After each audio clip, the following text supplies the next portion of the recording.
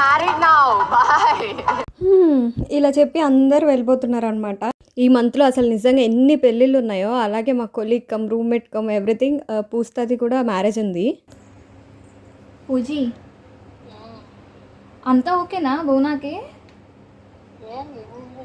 నేను కాల్ చేసాను, లిఫ్ట్ చేయట్లేదు. ఇందాక అడిగితేనేమో బాగాలేదు, స్టమక్ పెయిన్ వస్తుంది అంటే నేను రానా అని అడిగా.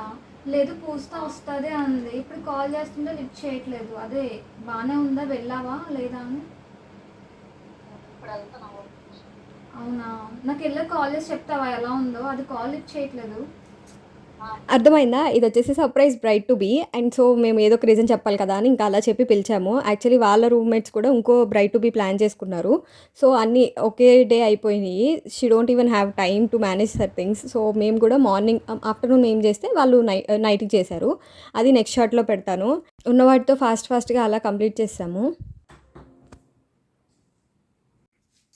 ఏం బాగాలేదు నీకు?